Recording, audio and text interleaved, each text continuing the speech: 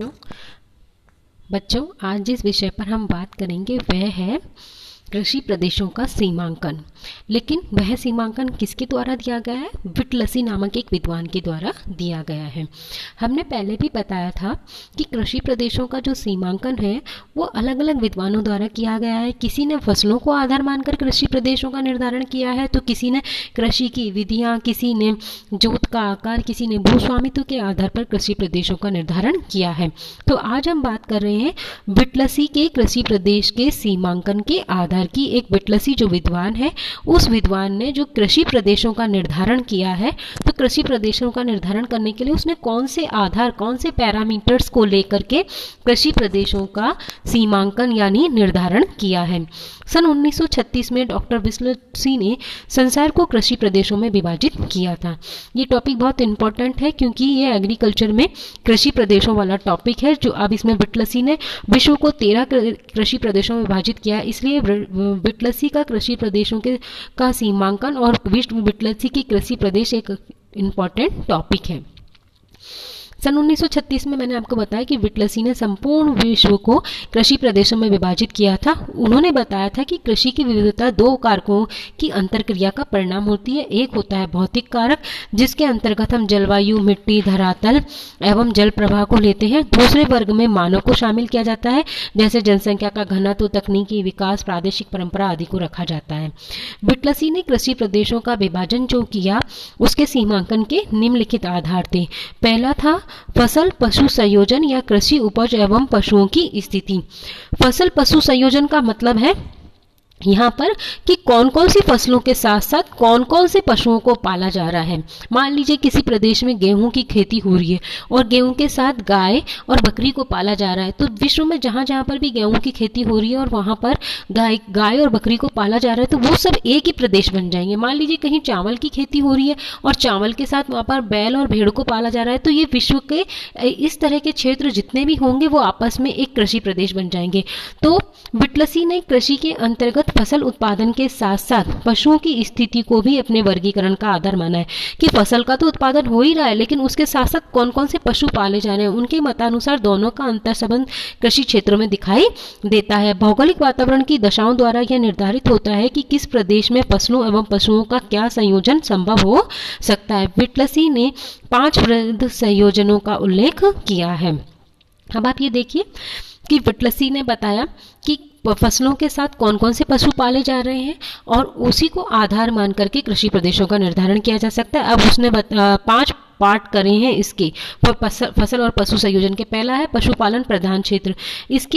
इसे अति शीतल एवं अत्यंत उच्चावच के प्रदेश हैं जहां फसलों उत्पादन में कठिनाई होती है, अस्तु पशुपालन ही मुख्य क्रिया होती है। पशुपालन मुख्य रूप 2 हो सकते हैं, जीवन निर्वाह यानी घुमंतु पशुचारण और रैंचों में व्यापारिक पशुपालन।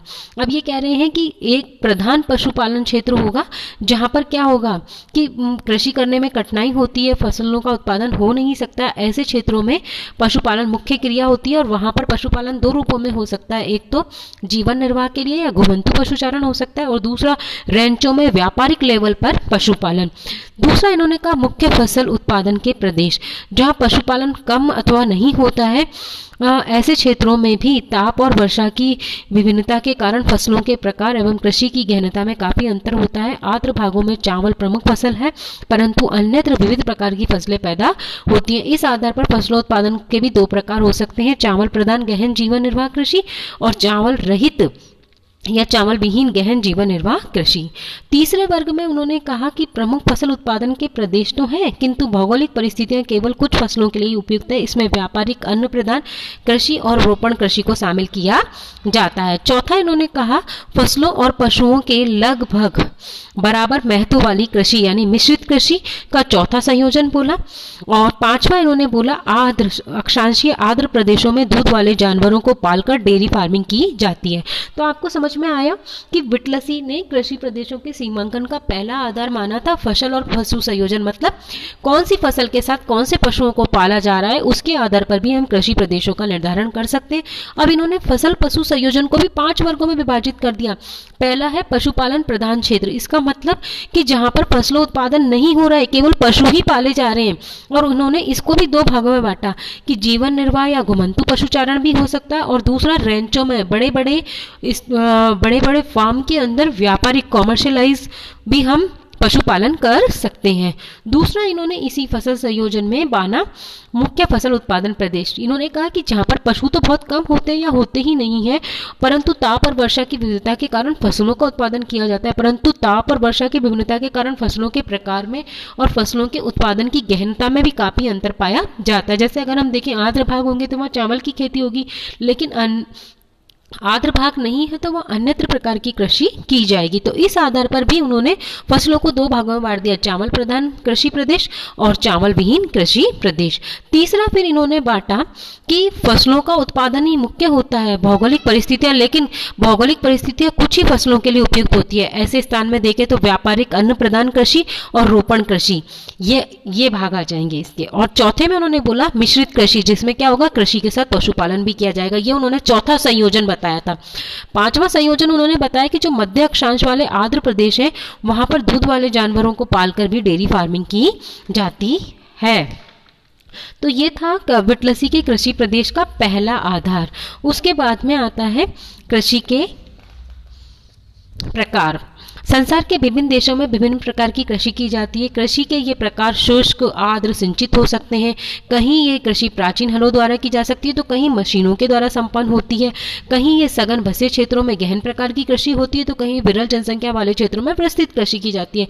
कहीं विकसित कृषि होती है तो कहीं अविकसित कृषि होती है। इस प्रकार कृषि के प्रकार के आधार पर भी विटलसी ने बताया कि कृषि प्रदेशों का सीमांकन किया जा सकता है। जैसे मान लीजिए कहीं जिन स्थानों पर 50 सेंटीमीटर से कम वर्षा होती है उनको अगर हम अलग कर लें और उसे हम एक भाग में उन सारे प्रदेशों को शुष्क कृषि प्रदेश बांट दिया तो ये एक प्रकार के कृषि प्रदेश हो गए। विश्व में जहां भी 50 सेंटीमीटर से कम वर्षा होगी वहां होने वाली कृषि को हम शुष्क कृषि प्रदेश बता देंगे। तो इस प्रकार से कृषि के प्रकार के आधार पर भी विटलसी ने क्या किया, कृषि के प्रदेशों को निर्धारित करने का आधार माना।